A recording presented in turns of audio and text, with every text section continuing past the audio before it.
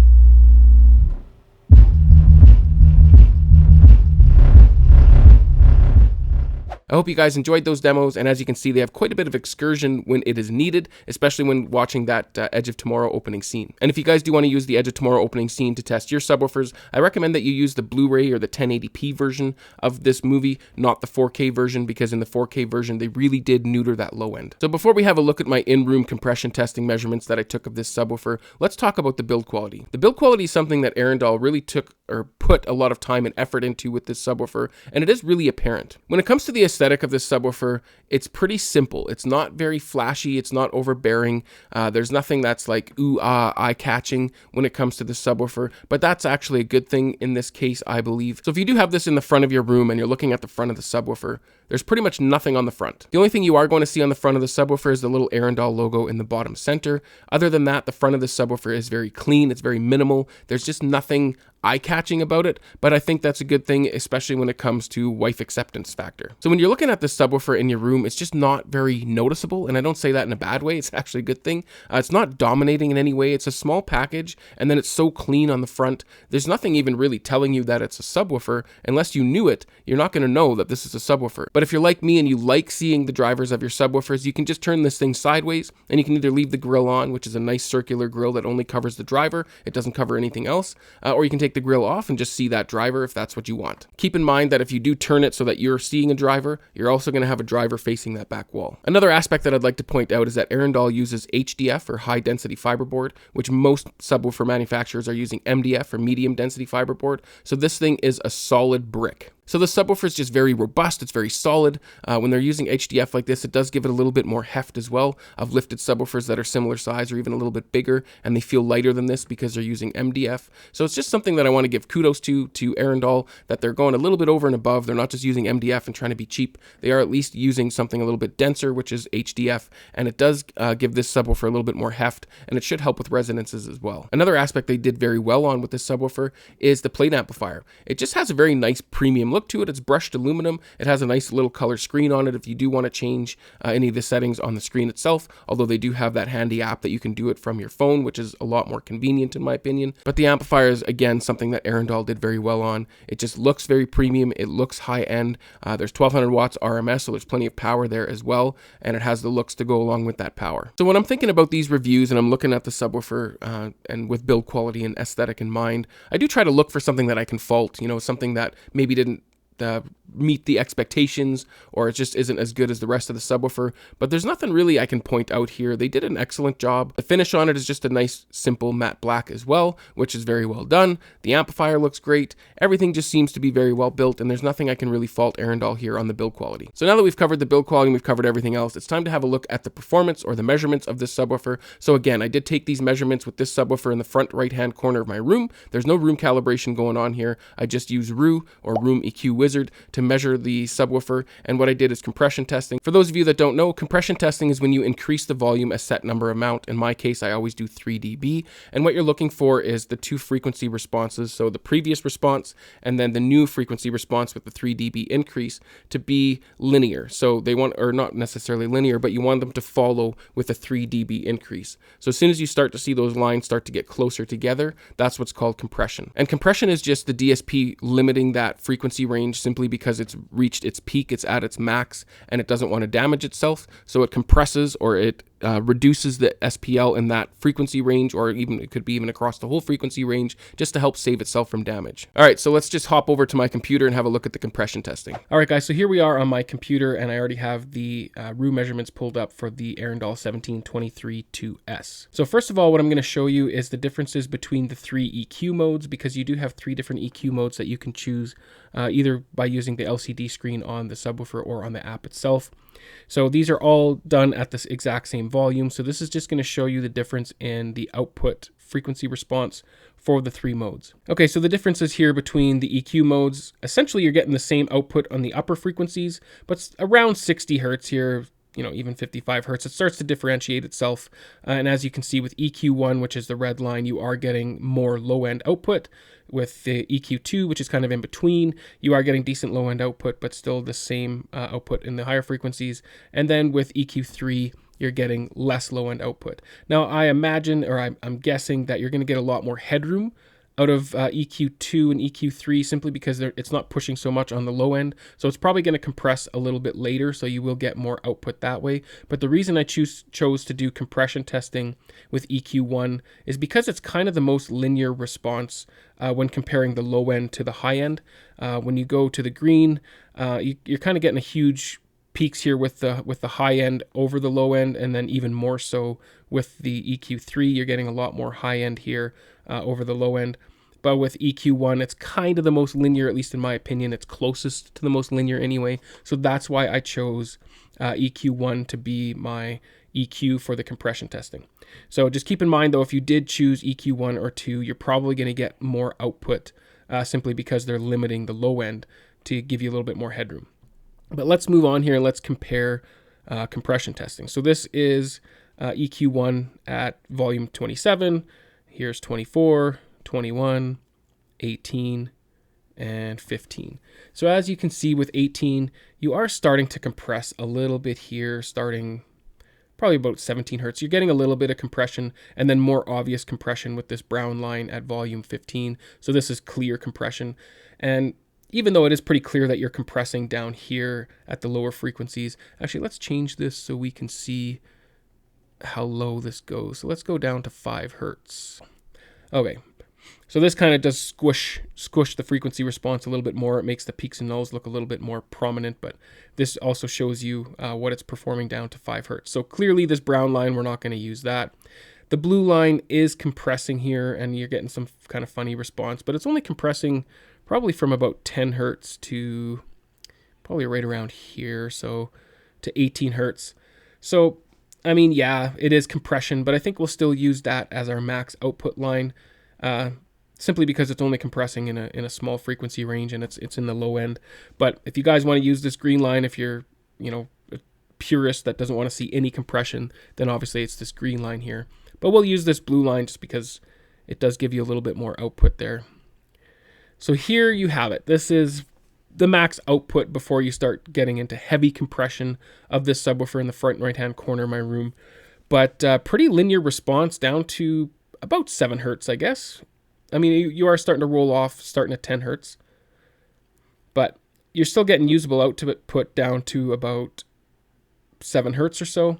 And then you have this peak up here. So you're at 108.5 dB at about 33 hertz. And then, like I said, pretty linear down to 7 hertz. But even if you want to just call it linear to 10 hertz because it starts to roll off here, that's still pretty good performance. But if you use room calibration here, then obviously you're going to get a much flatter response. It's going to get rid of some of these peaks and nulls. This is just my room over here. But yeah, with calibration, you get a pretty flat response down to 10 hertz with some pretty decent output. Now, again, keep in mind that it's probably going to be more capable in these higher frequencies. So if you do turn it up from here, you are going to get more out of it in these higher frequencies. But the lower frequencies is where it's going to compress, which we already saw with this brown line here.